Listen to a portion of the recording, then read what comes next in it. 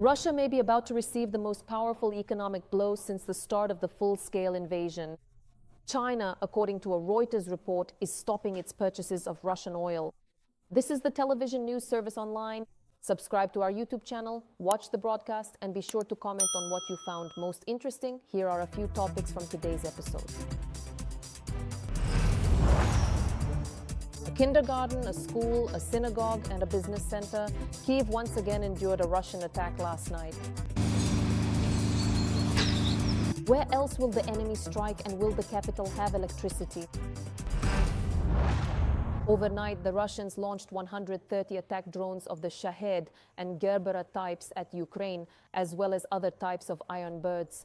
The drones came from Milerovo, Kursk, Shatalovo, Orel, Primorsko-Akhtarsk, and from occupied Crimea. Our defenders neutralized 92 targets. However, 25 drones hit 11 locations. In addition, debris from 11 drones was recorded falling. A kindergarten, a school, a business center, and several apartment buildings were damaged in the capital last night. Most of the debris from the downed Russian drones fell in the city center of Kyiv in the Podil district. In total, 8 people are known to have been injured. Around 100 rescuers and 30 units of state emergency service equipment worked at the drone crash sites. They had to extinguish fires in an apartment, a residential building, and cars. Residents were evacuated from one of the buildings. Mariana Bukan will tell us how rescuers, police, residents, utility workers, teachers, and DCTC educators are dealing with the aftermath of this attack. A crater from the enemy drone is right in the middle of a small asphalt courtyard. On one side, there's a residential building, and on the other, a school.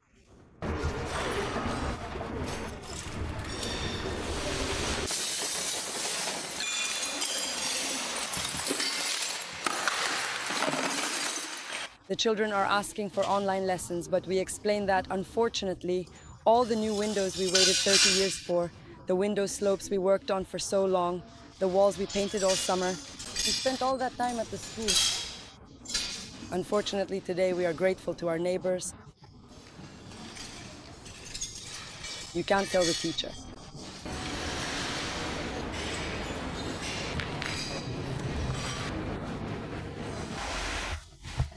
I managed to get dressed, but here I didn't even take off my coat. I was lying there in the room, covered with a blanket.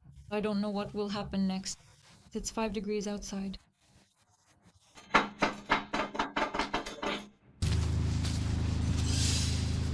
Another fragment of a downed enemy Shahed drone fell on the territory of a kindergarten.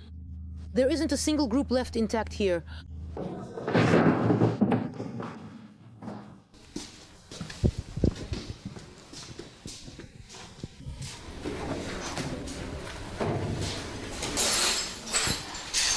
The fragment completely destroyed the children's pavilion and also shattered windows in the neighboring buildings.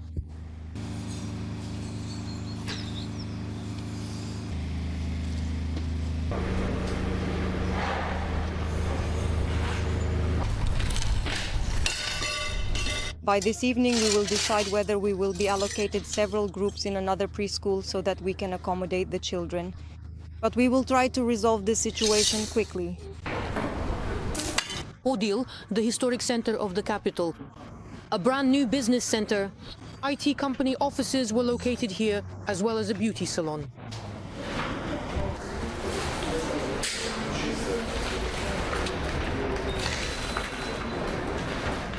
Meanwhile, inside this building, there is both electricity and the elevators are working. So only the was affected. Unfortunately, we can't work in any way, no matter how much we'd like to. But our clients will be served in other salons of our network. The specialists will also continue to work, and we plan to resume operations in a few months. Fragments of Russian drones also struck several residential buildings throughout the entire neighborhood. In most of them, the windows were blown out. In one building, a fire broke out and rescuers evacuated people from the premises. Another piece of the drone fell onto the roof of this apartment building. Now, everywhere people are cleaning up the aftermath.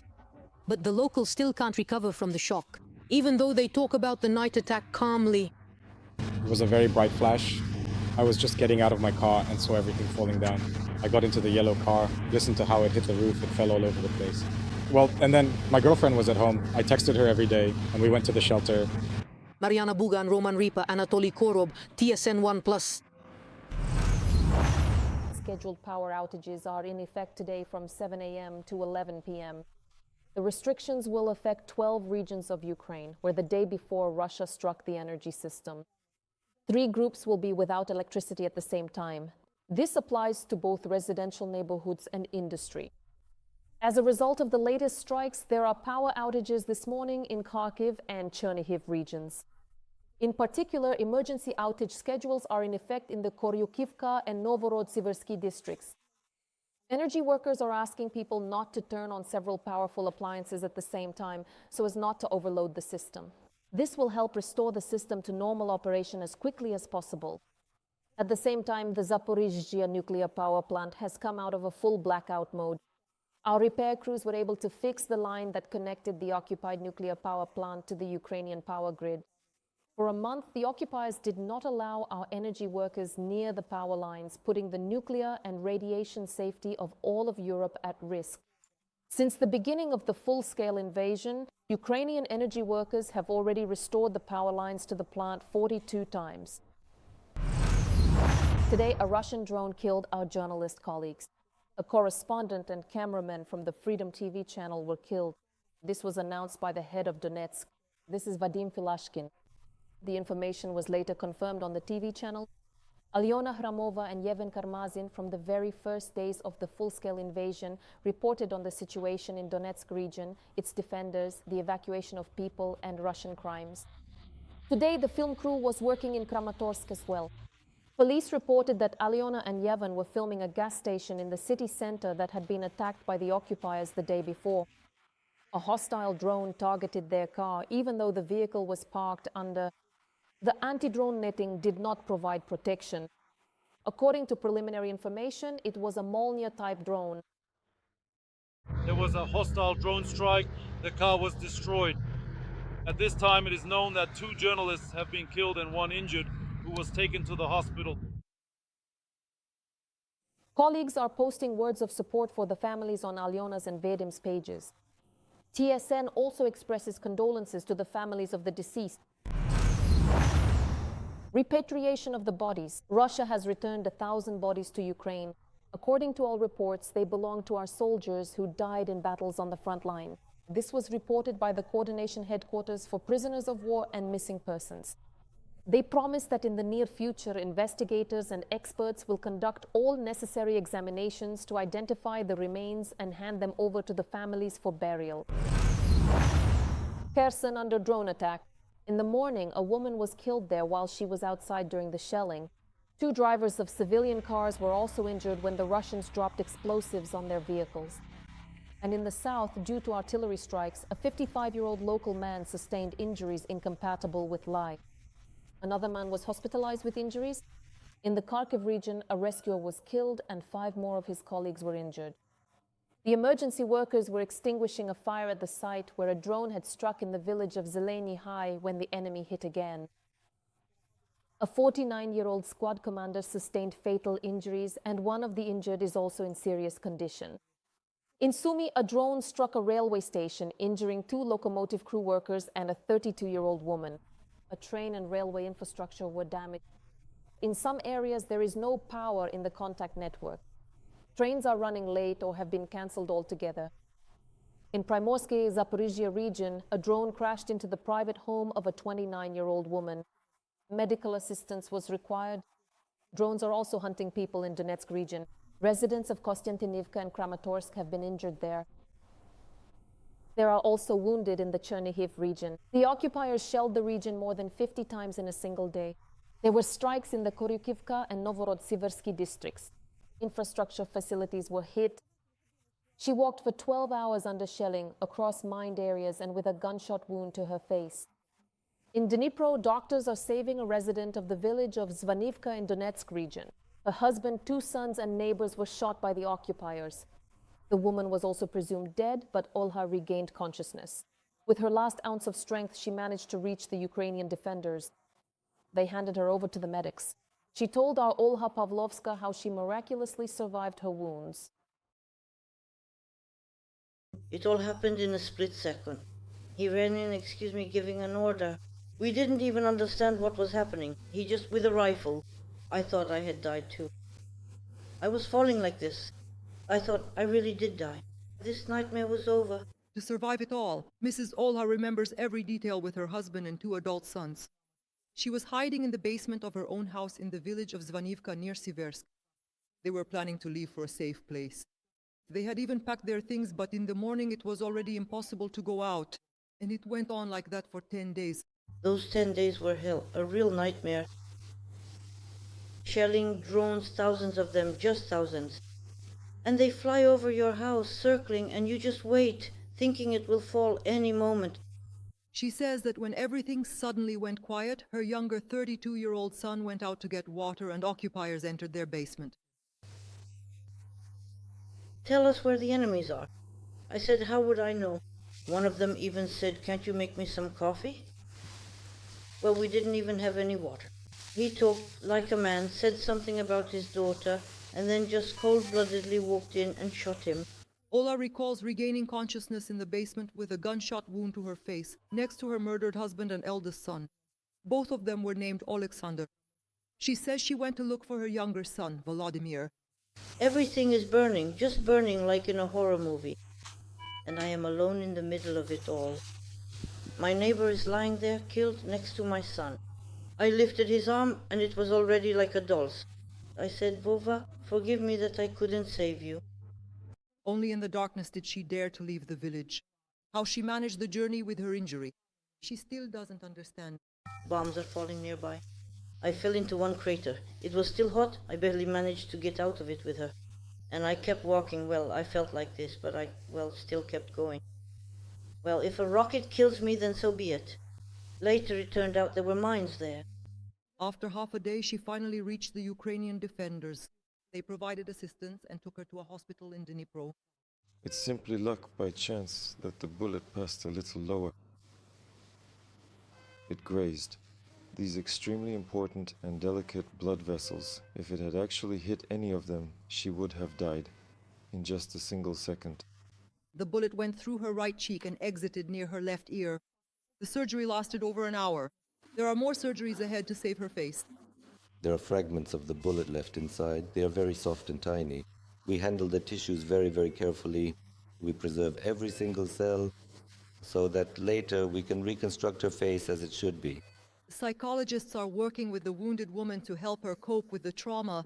She remembers everything, meaning her mind hasn't forgotten yet. At the moment, her psyche has adapted in order to preserve her health. That's why she says that she doesn't react the way she should. At the same time, she herself wants the killers of her loved ones to be punished. They asked, did you recognize them? Among 1,000.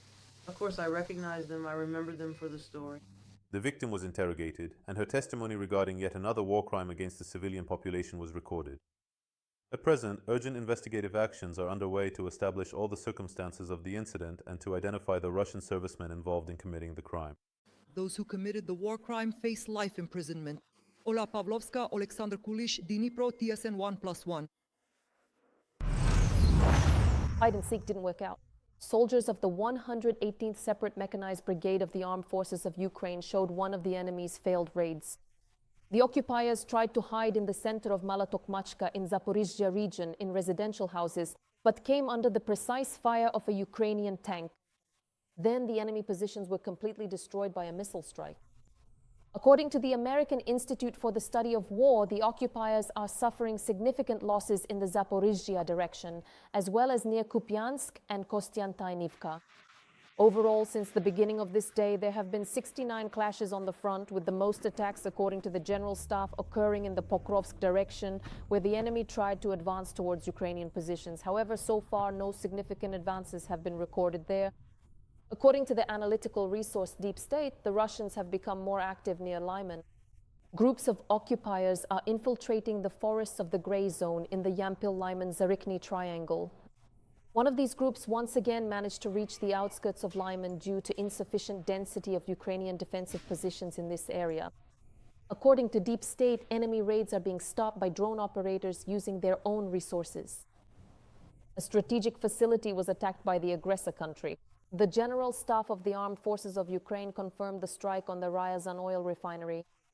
After the attack, powerful explosions and a large-scale fire were recorded on the premises of the facility. Meanwhile, the regional governor cautiously reported the fall of drone debris without specifying exactly where it landed.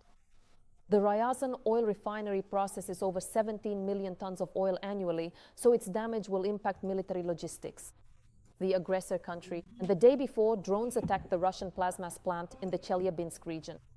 Ammunition is produced there. According to reports, about a dozen Russians were killed in the explosions.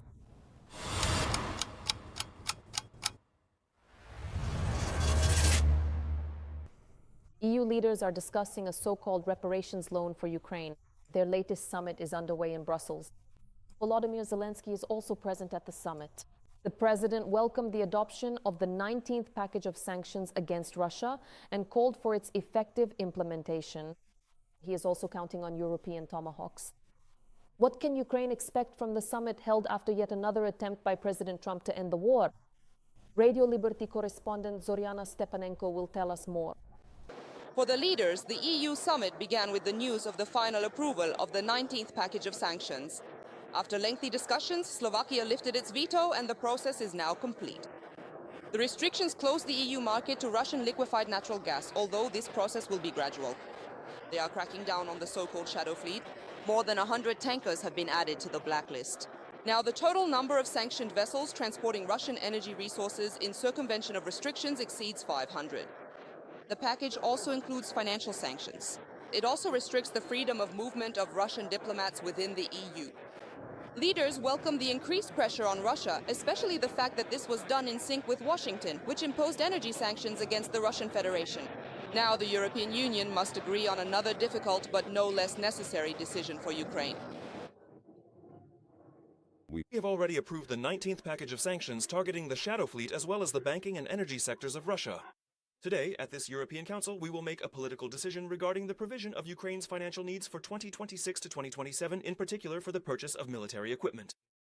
According to IMF estimates, next year Ukraine will require about 60 billion euros, and this is not including military expenditures. So the EU has finally matured to the point of tapping into Russia's frozen assets. The idea comes from the German Chancellor, and the Prime Minister of Denmark, whose country currently holds the EU Council presidency, considers it brilliant. But not everyone shares this enthusiasm at the moment. Belgium, where over 180 billion euros of Russian assets are held. That's a third of its GDP. So the Belgian Prime Minister, today ahead of the summit where a reparations loan for Ukraine is being discussed, voiced his conditions for granting it. If these conditions are not met, the head of the Belgian government will block the decision. I want a full sharing of risks because they are significant. We will suffer from huge claims. So if we want to do this, we will have to do it together. We want guarantees that if the money has to be returned, each member state will contribute its share. The consequences will not be limited to Belgium. And the third requirement is that every country with frozen assets must act together with us. There will be no decision at this summit regarding a reparations loan for Ukraine, the amount of which could reach up to 140 billion euros. Leaders will only instruct the European Commission to develop a concrete legislative proposal, taking into account the concerns of member states as well as the need to strengthen the European defense industry. Some countries like France have specific wishes regarding how Ukraine should spend these potential funds, insisting that it purchase European weapons while simultaneously investing in their production. Zelensky promised today to take this into account. The Ukrainian president told his colleagues about the latest Russian attacks, including a strike on a kindergarten. Everyone agrees that Russia does not want meaningful peace negotiations. Therefore, further pressure is needed. Zelensky called on partners to join the initiative under which American weapons are being purchased for Ukraine. The Ukrainian president made it clear that Tomahawks can also be found in Europe. I urge you to support everything that will help Ukraine obtain such capabilities because it truly matters. And this weapon is not only in the United States, it is also present in some European countries, including missiles and Magave. We are already in talks with countries that can help. Today, Spain joined the list of countries paying for American weapons for Ukraine, a country that was recently criticized by the US president for insufficient defense spending. Discussions about a reparations loan for Ukraine are ongoing, in a spirit of constructiveness, as we know from diplomats who are not authorized to comment to the media. The goal is to approve a decision at the next summit in December. The final deadline is the beginning of 2026 at the latest. From Brussels, Zoriana Stepanenko, Marek Hajduk, Radio Liberty. especially for TSN 1+1. And for the first time since Donald Trump returned to the White House, the United States has imposed new anti-Russian sanctions. These sanctions targeted the oil giants of the aggressor country, Rosneft, Lukoil, as well as about 30 of their subsidiaries. The website of the U.S. Treasury notes that these restrictions are a result of Russia's lack of seriousness about a peaceful resolution to the war with Ukraine. Therefore, Washington is making efforts to reduce Russian oil revenues, which the Kremlin spends on the war. The U.S. president called these sanctions extraordinary, but expressed hope that they would not last long, since, according to him, Russia would agree to a peaceful settlement. The imposition of sanctions took place against the backdrop of a failed attempt to organize a meeting between Trump and Putin. The day before, Donald Trump said that he canceled it because, in his view, thank you, it would not have led to the desired result, namely a freeze of the war along the front line. Russia once again publicly rejected this call. The American leader made these statements during a meeting with NATO Secretary General Mark Rutte. The latter flew to Washington amid Trump's attempts to establish dialogue with Putin, as well as to discuss the supply of weapons to Kyiv. In his assessment, pressure on Russia from the United States is capable of forcing Putin to cease fire. Today is a very important day in terms of what we are doing. Look, these are massive sanctions. They are very important. They are targeted specifically against two of their major oil companies, and we hope they won't last long. We hope that the war will be resolved. This is our response to the various types of missiles and everything else we are witnessing. But we don't think this will continue to be necessary. It is necessary. We would very much like them to simply stick to the front line, which, as you know, has been forming and holding its position for quite a long time now, and then, after that, go home to their families. I'm absolutely confident that with constant pressure, we will be able to force Putin to sit down at the negotiating table to agree on a ceasefire and then to negotiate. And you've seen this over the past few weeks. Alaska happened when the American president decided to establish a front, secondary sanctions against India, which is buying Russian oil. Last week, we saw the goal achieved when the president said, I am considering sending Tomahawks to Ukraine. So this is clear evidence that we can change Putin's calculations. They are officially threatening Europe and unofficially the United States. Moscow has responded to the new sanctions against Russia. The spokesperson for the Russian Foreign Ministry promised European countries that retaliatory measures would be taken. However, Maria Zakharova did not dare to threaten a response to the American restrictions against Lukoil and Rosneft. She only called them counterproductive. Instead of the Foreign Ministry, the threat was voiced by former President and now Deputy Head of Russia's Security Council, Dmitry Medvedev. In his opinion, Trump has fully embarked on the path of war with Russia. Medvedev called the United States an adversary and threatened new attacks on Ukraine, regardless of any negotiations. What do you think about the new statements from both the United States and Russia? Do you hope that Ukraine will actually receive Tomahawks? Be sure to write about it in the comments to this episode on YouTube. Of course, give us a like and subscribe to our channel. In the meantime, I will continue with the TSN broadcast. So the issue of Tomahawks for Ukraine has been postponed because the United States would then have to train Ukrainian soldiers. The US president assured that only Americans can launch them, and the training process is complex and ongoing. 6 to 12 months. Similar arguments were previously made by the Joe Biden administration, but at that time it was about Patriot air defense systems and F-16 aircraft, which were eventually supplied to Kyiv. To discuss this issue, the president of Ukraine visited Washington last Friday, but in the end, Donald Trump made it clear that he is more inclined toward diplomacy rather than so-called escalation. However, according to Zelensky, this issue has not been completely removed from the agenda. The problem with Tomahawks, which many people don't know about, is that it takes at least 6 months, usually a year, to learn how to use them. They are very complex. So the only way to launch a Tomahawk is if we launch it ourselves, and we won't do that. With Tomahawks, you need a lengthy training course. It's a very powerful, very precise weapon, and maybe that's exactly what makes it so complicated. But it takes a year. It takes a year of intensive training to learn how to use it. We know how to use it, and we're not going to teach other people how. That would take too long.